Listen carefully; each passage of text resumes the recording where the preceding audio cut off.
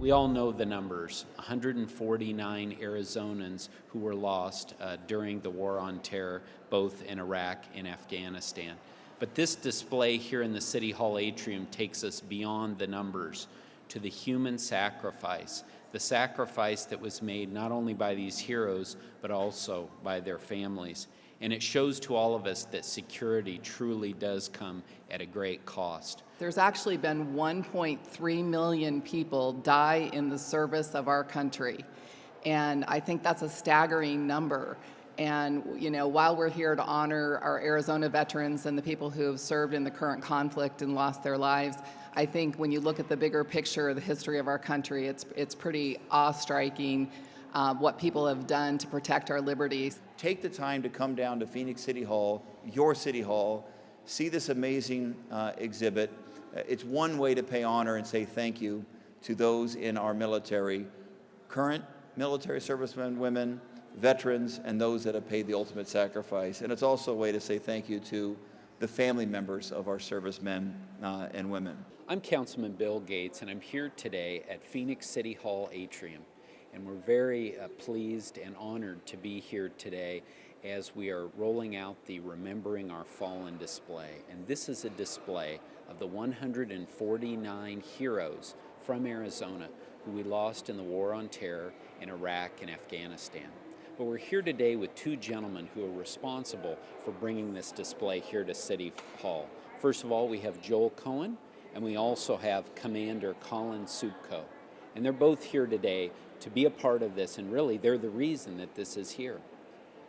Joel, thank you so much for joining us on the show today. My pleasure. Can you tell us how the Remembering Our Fallen display was started? Yeah, it was actually started in Nebraska, and it was started by a gentleman by the name of Bill Williams that started going around and just collecting and communicating with Gold Star families. And Gold Star families are the members that were left behind by the soldiers that were killed in action. And so he started to go around, get the stories, and it came to him that much like the Veteran Memorial, that it would be compelling to have a visual of all of the different servicemen and women that gave their lives on behalf of each state. And Bill has successfully, along with all of the volunteers that have pressed it, we're pressing into more than 30 states at this point. And it's really just, it gives us the opportunity to thank our servicemen and women in each state from a local perspective. Well, Joel, what I'm really struck by here is, again, we know the numbers, 149 servicemen and women lost, but this brings, it makes it real, with the real pictures and the family sacrifices. Can you talk about that a little bit? Yeah, it's something to hear about it or read it in a newspaper, but to see the pictures, to see notes written from family members, to see notes written from other servicemen and women that were in the foxholes, that were with these young men and women that died on behalf of our nation, is really, really something else. And it does help to allow the community to draw in and understand what that loss is like from a different perspective and really appreciate it in a different way. Now, Commander, we understand you've come here from out of state to be a part of this. Can you tell us why you're here today and what part you're playing in this whole process? Absolutely. So I come to you from the Silicon Valley, where I started a company once I got out of the military. I actually work with the Digital Intelligence Agency, which is Joel's company. And Joel first spoke to me about this opportunity, and I just couldn't say no. What we see behind us is an amazing representation of what it is to be a public servant. The warriors behind us are servants. They were humble. It didn't matter what their race, their creed, their color. They wrote that blank check to the American people, and they gave their lives in support of the value system that we stand for. Being asked to come and speak on their behalf was an absolute honor and a humbling experience.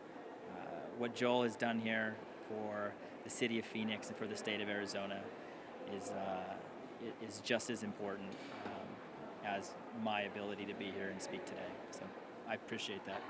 Well, thank you. I couldn't agree more, and thank you so much for coming here and being a part of this.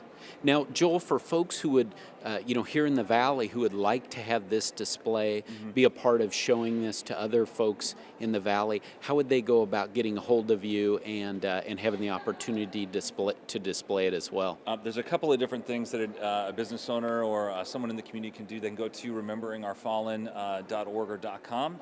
And then secondly is to just contact me directly. And they can reach me at joel@digitalintelligence.agency or my phone number is 720-474-5723, and always glad to talk to anybody that wants to help to support our veterans. Wonderful. Well, thank you to you both for joining us today on Gateway to Phoenix. And I will say, Bill, thank you so much for your support. We really do appreciate it. It was absolutely my pleasure and my honor. So if you have an opportunity, please come out and see this display, Remembering Our Fallen, either here at City Hall or at one of the other locations that it will be displayed within the Valley over the next few months. Thanks for watching Gateway to Phoenix.